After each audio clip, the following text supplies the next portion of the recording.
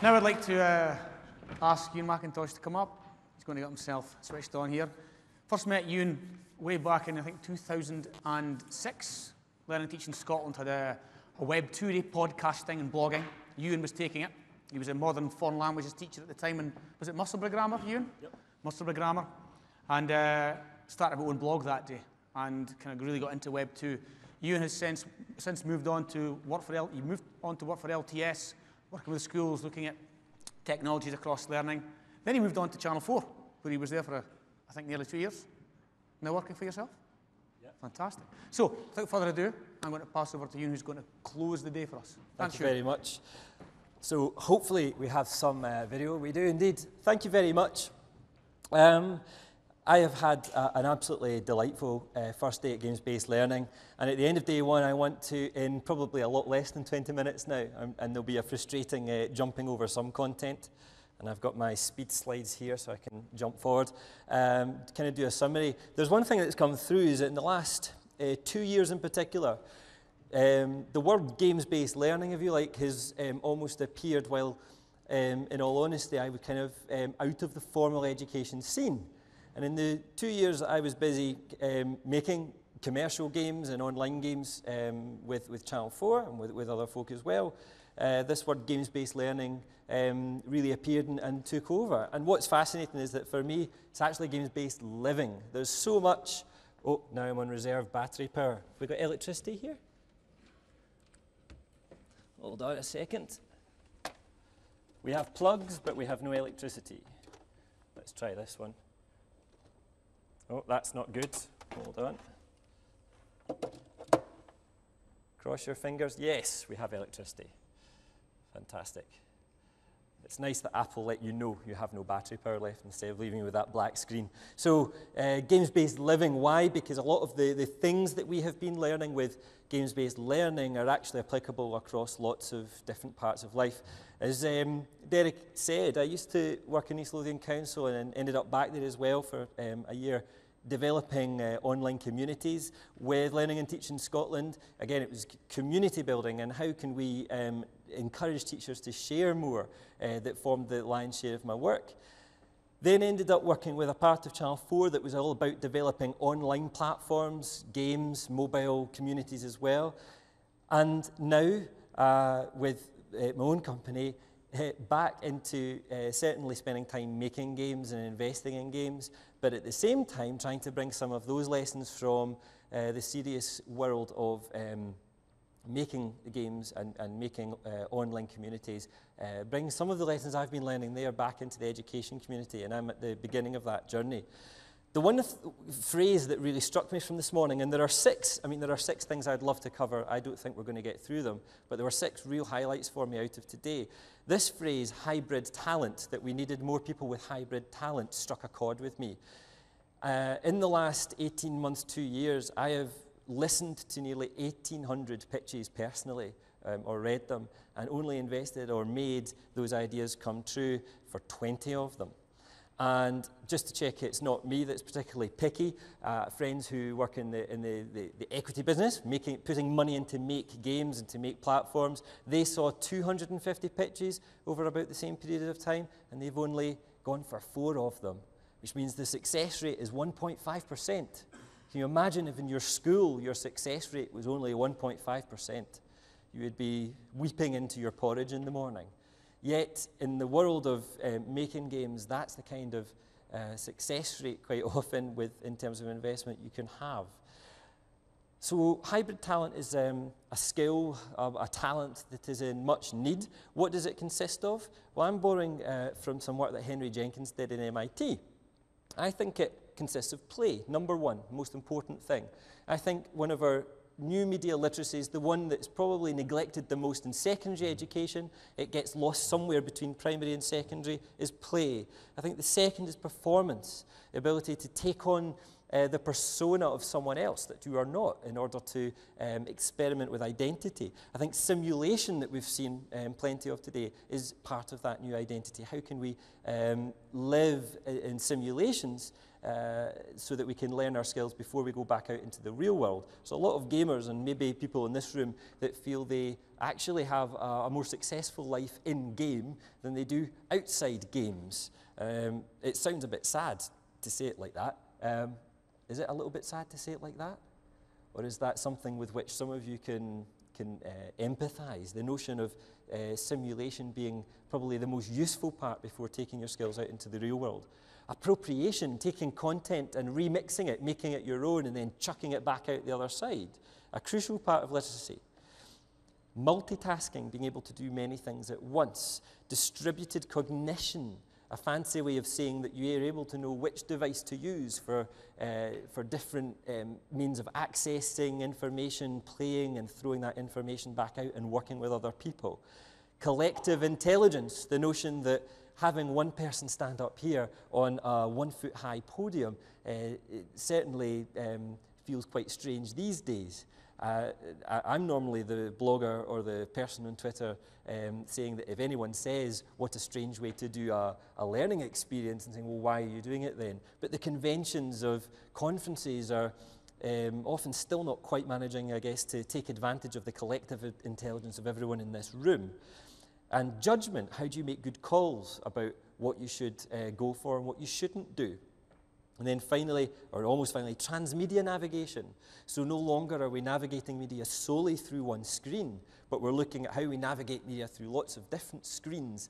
We do seem to be kind of ruled by these glowing rectangles in our lives. So how we navigate those glowing rectangles is increasingly important.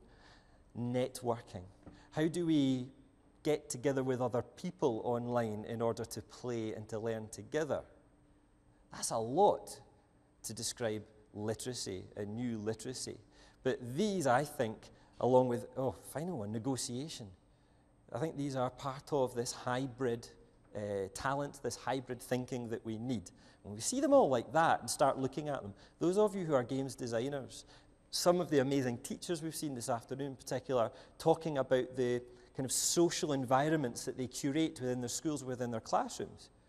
Well, I think many of them actually achieve a huge chunk of these hybrid thinkings. So gaming is often, unfortunately, I think, associated purely with having fun. And there was someone on Twitter earlier, and I think it's been alluded to a few times, gaming's not always fun. It's more about the challenge. I think it's the challenge that then leads to engagement. And these pictures from Toledano, I think, sum up why engagement's different from fun. Let's take a look at these beautiful photos of people playing games. And I would argue that he's not having fun, is he? He looks incredibly frustrated. He certainly does.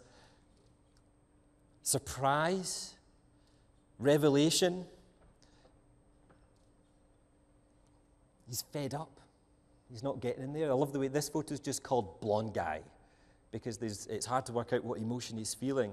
This person's having a laugh, but they're finding it difficult. He's doing that thing that my dad did with the tongue when he was concentrating, and it comes out. This chap's just angry. So we can hardly say that playing is always fun. It can sometimes be incredulous, difficult, but the one thing it always is challenging. And so, this happens occasionally, jumps to the end. It's not a plug, honestly, for the email. The one thing I wanted to take a look at was something like this. We begin with two men from This is a game. This is a trailer for a game that came out in advance of last year's Sherlock Holmes films.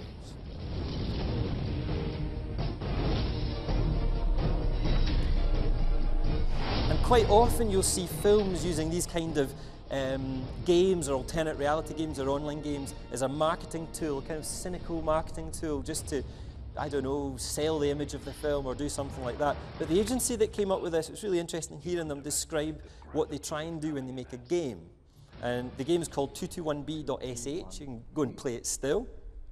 But what they say is when they go and do a game like this for a company, a film company in this case, they want to leave whatever it was they were given better off than when they first found it. And if a game is the method through which to do it, then that's the way that they'll do it. Constantly asking, does this game add anything. In the same way as a good teacher would say, is this game helping us learn, or is it just good fun? And I think this tweet from someone who had played it sums it up, that they have absolutely succeeded. So they watch Sherlock Holmes, but it's better if you play the game before seeing it. And I think that describes quite a lot of learning experiences, that the game actually makes the experience not just educationally more fun, it makes it more enriching, it makes it something that it wouldn't have been without the game. Take a look at Dr. Kawashima, brain training, very simple game. I'd say that it touches very strongly on perhaps 3 of those new media literacies that we're perhaps expecting our young people to be able to cope with. But then we take a look at something like Smokescreen that Alice mentioned earlier on. And all of a sudden we're hitting nearly every one of those criteria for new media literacies. That's why that game is particularly popular, also particularly useful for us. It's teaching a heck of a lot to any young person that plays it. And then I come across a blog post. It was like a stream of consciousness from Cathkin Nursery. I'm really grateful when teachers do share their stuff online, because it means that we can all learn from it. But what I found astonishing about this flow of consciousness is that very little of it is actually about the game.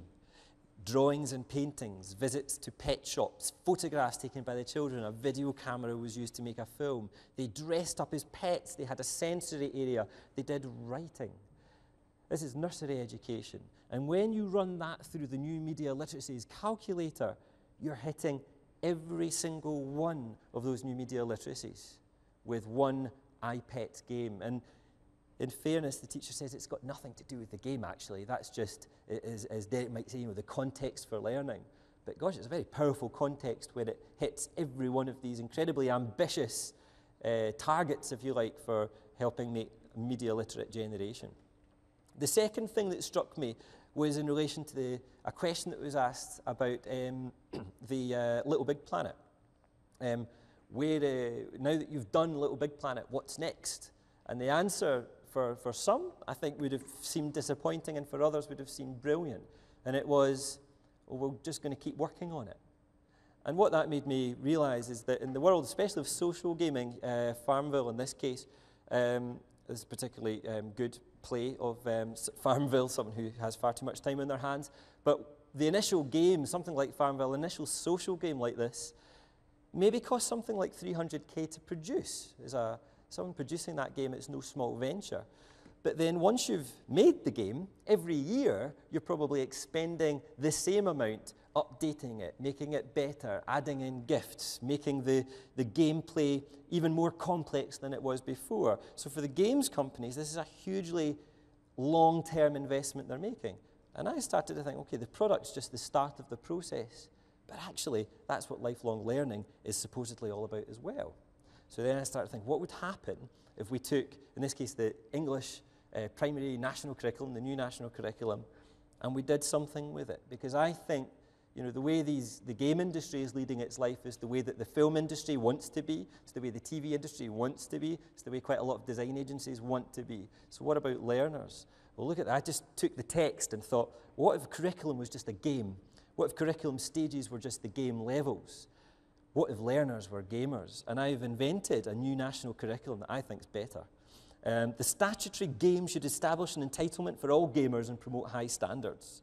And there's some nice little things through there that, I think actually fit quite well with the skills and aptitudes that a gamer would learn. To promote continuity and coherence, allowing gamers to move smoothly between game levels and phases of gaming, and provide a foundation for lifelong gaming.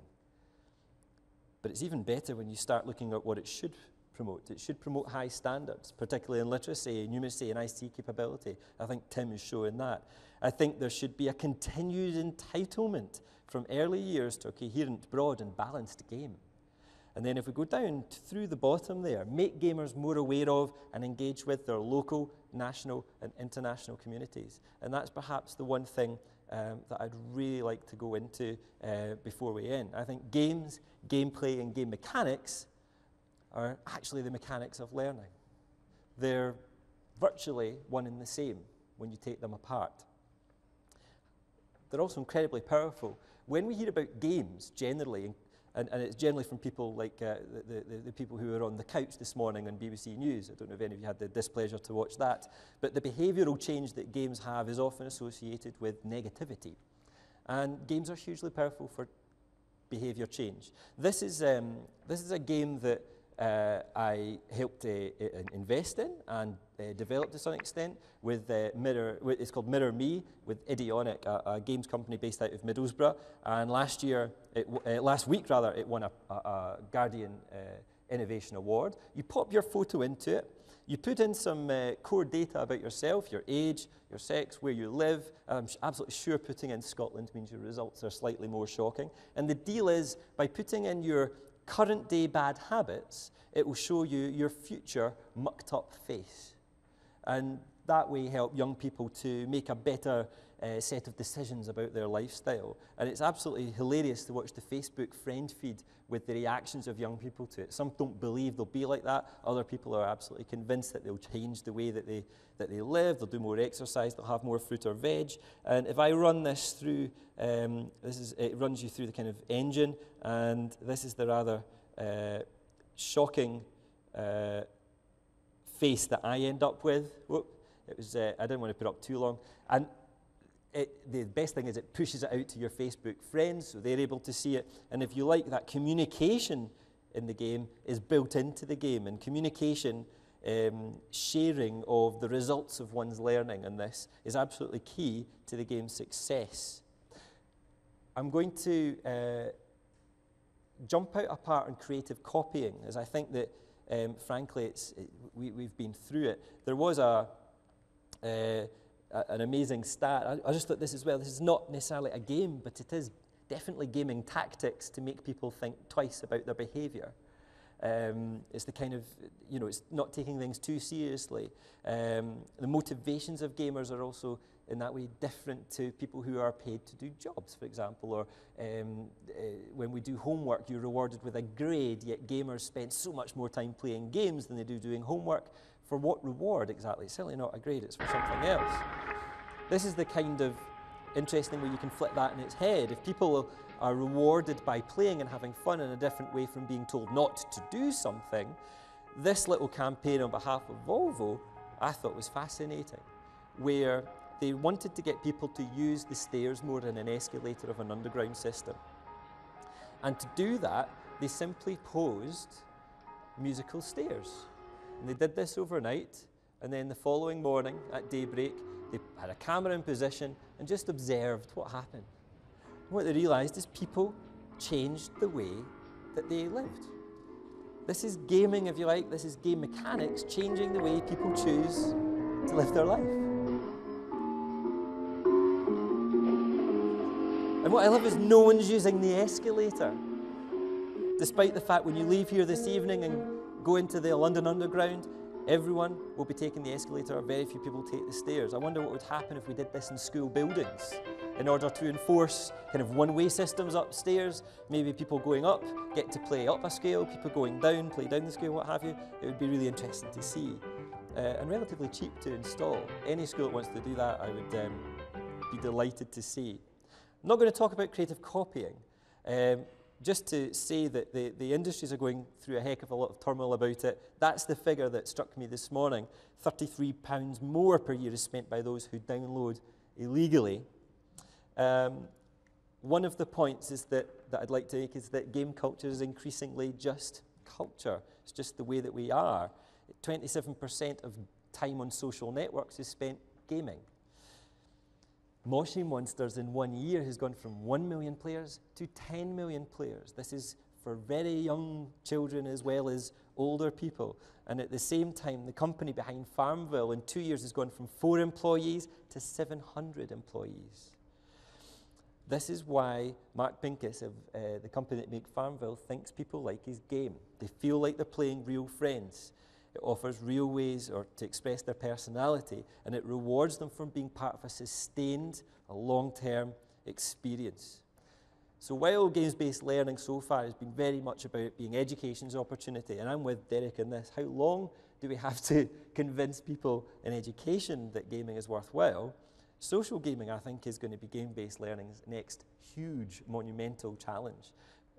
Too much is blocked, too much is filtered, and our understanding of social spaces is clouded by this ridiculous notion that somehow young people are better at social networks and social gaming than adults, which couldn't be further from the truth. It's not about being young, it's about being youthful.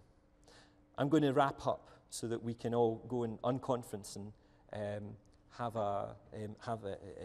perhaps a small beverage together. What do I mean in this? That it's about being youthful. Well, the average social network gamer is 43-year-old and female.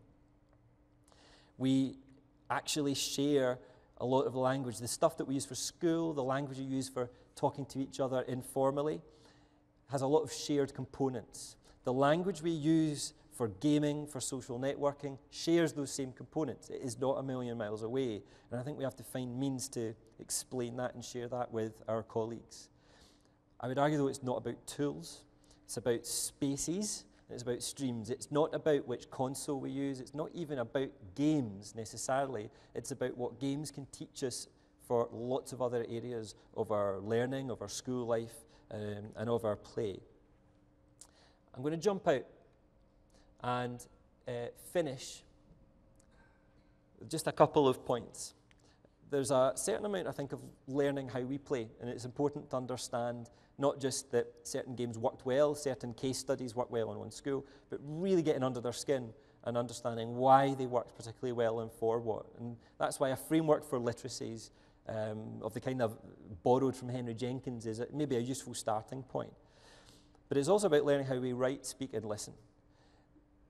All this stuff about gaming that takes place in schools is worth so much, and it's worth so much more when it is shared for all to see, for all to learn from. For games-based learning to become this kind of game-based living, to make our lives easier in explaining to the powers that be, the decision makers, the internet blockers and filterers, the people that procure equipment, the parents that are going to let their children bring in their Nintendo DS to class, then there's a few things we have to do. I think we have to play more games. That shouldn't be a problem. We should experiment with more genres, the genres that have been quite tough, perhaps, to integrate into schools and into learning. Genres that we're perhaps a little bit more uncomfortable with and can't quite see how that fits in to our curriculum at the moment. Maybe it's worth putting the curriculum on the back seat and thinking instead of learning as a game. I think we have to also play with the world. This is not about playing locally within our own classrooms. We have to break down those barriers and find like-minded and people who don't share the same worldview as us and play with them and experiment with what playing games together can bring for our understanding of the world around us. And the most important thing is share, share, share. Share what we do with each other best we can. Now, there was a lot I picked up today. There's a lot we all pick up tomorrow. I, for one, am going to blog as much as I can this evening over in my blog. I hope you do the same. I hope that you tweet. I hope that you share everything you have. Above all, I hope that we all continue learning together on this incredibly exciting journey. I hope that games-based learning can indeed become games-based living. Thank you very much.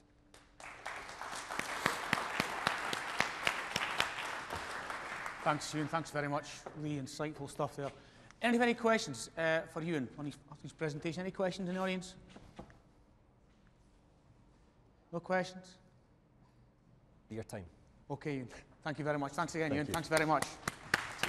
Folks, again, it leaves me just to wrap this up today. End of the first day of Games-Based Learning 2010. For me, it's been a really exciting and inspirational day. I was really taken with Media Molecules' presentation, one of the most fantastic games I think that's been out for quite a while, using it to great effect in classrooms in Scotland. I know other people are as well. Thought that the Pirate's Dilemma was a tremendous presentation as well, and we've seen lots of great examples of practitioners who are actually using games-based learning context within classrooms to affect good teaching and learning.